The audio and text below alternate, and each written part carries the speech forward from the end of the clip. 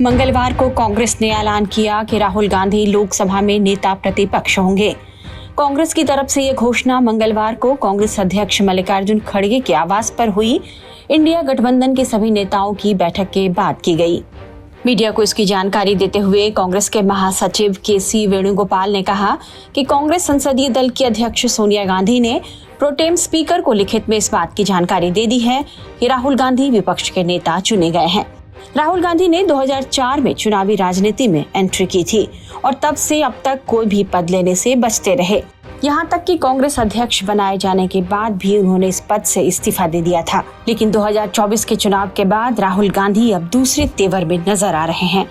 राहुल ने नेता प्रतिपक्ष का पद ले लिया है और बुधवार को ओम बिरला के स्पीकर चुने जाने के बाद उन्होंने लोकसभा में अपनी बात भी रखी। लोकसभा में यह तीसरा मौका है जब गांधी परिवार के ही किसी प्रमुख नेता को नेता प्रतिपक्ष का ये अहम पद मिला है। इससे पहले उनके पिता राजीव गांधी और मां सोनिया गांधी भी इस महत्वपूर्ण जिम्मेदारी को निभा चुकी हैं। 2014 और 2019 के चुनावों में कांग्रेस के पास संसद का 10% सीट शेयर भी नहीं था। ऐसे में कांग्रेस सदन में विपक्ष के नेता के तौर पर अपनी दावेदारी पेश नहीं कर पा रही थी। 2014 में कांग्रेस के पास 44 सीटें और 2019 में 52 सीटें थी। लेकिन इस बार तस्वीर बदल गई है। इस बार कांग्रेस के पास 99 सीटें हैं। ऐसे में जब कांग्रेस के पास नेता प्रतिपक्ष बनाने का मौका आया तो राहुल गांधी को यह जिम्मेदारी लेने का आग्रह पार्टी नेताओं ने किया, जिसे इस बार राहुल गांधी अस्वीकार नहीं कर पाए और ये संवैधानिक जिम्मेदारी ले ली है। राहुल गांधी इस बात को अच्छी तरह समझते हैं कि भारतीय लोकतंत्र में कई ऐसे पद हैं जो बेहद शक्तिशाली माने जाते हैं। इनमें नेता प्रतिपक्ष का पद भी शामिल है।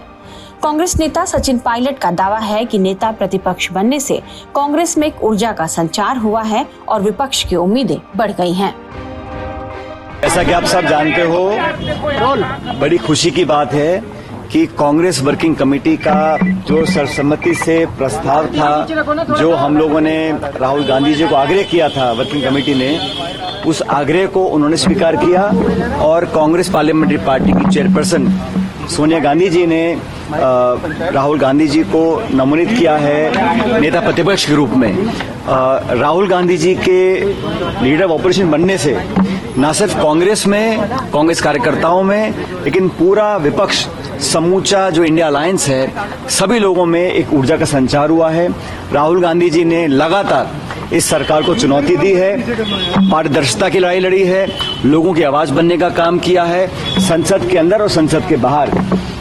आज जब वो नेता प्रतिपक्ष बने हैं तो उससे विपक्ष की उम्मीदें और बढ़ी हैं, लोगों के अंदर विश्वास पैदा हुआ है और लाखों करोड़ों लोग जिन्होंने लोकतंत्र को जीवित रखने के लिए, संविधान को सुरक्षित रखने के लिए इंडिया अलायंस को वोट डाला था, उन लोगों को आज उम्मीद बनी है कि सदन के अंदर मुस्तैदी से, मजबूती से और सच की लड़ाई लड़ने का काम राहुल गांधी जी करेंगे।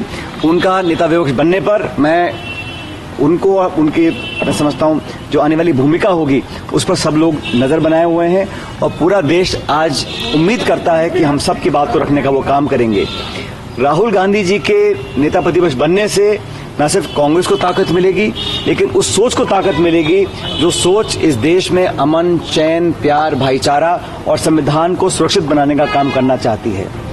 समझा जा रहा है कि राहुल गांधी के ये जिम्मेदारी स्वीकार करने के साथ ही वे सदन में मजबूती से विपक्ष की आवाज रखेंगे।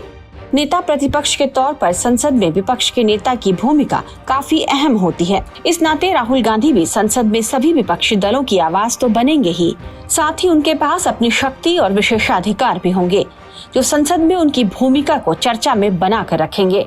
विपक्ष के नेता की सबसे महत्वपूर्ण भूमिका संयुक्त संसदीय समितियों और चयन समितियों में होती है।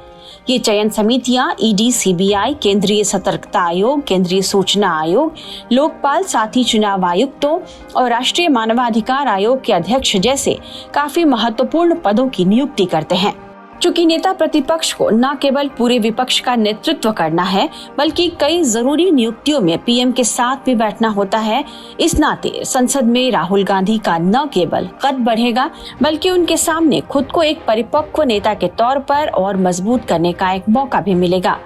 जानकारों का मानना है कि राहुल गांधी के नेता प्रतिपक्ष बनने से एक बात और साफ हुई है कि वे कांग्रेस के निर्विवाद नेता तो पहले से थे, विपक्ष के अन्य दलों के बीच भी उनकी स्वीकार्यता बढ़ी है, जो अगले लोकसभा चुनाव तक विपक्ष की ओर से पीएम उम्मीदवार बनाए जाने की उनकी उम्मीदवारी को और भी पुख्ता कर सकती है। वहीं राहुल गांधी के लिए भी चुनौतियां कम नहीं। सबसे पहले तो संसद के हर सत्र में उनकी उपस्थिति अनिवार्य मानी जाएगी और समितियों की बैठक में भी उन्हें मौजूद रहना होगा। उनके भाषणों पर भी देश भर की नजर रहेगी। वहीं राहुल गांधी को पूरे विपक्ष को एकजुटता के साथ लेकर चलना होगा। देखना होगा कि राहुल गांधी अपने पहले संवैधानिक जिम्मेदारी का निर्वाह किस तरह से करते हैं। टाइम्स नाउ नवभारत डिजिटल की रिपोर्ट।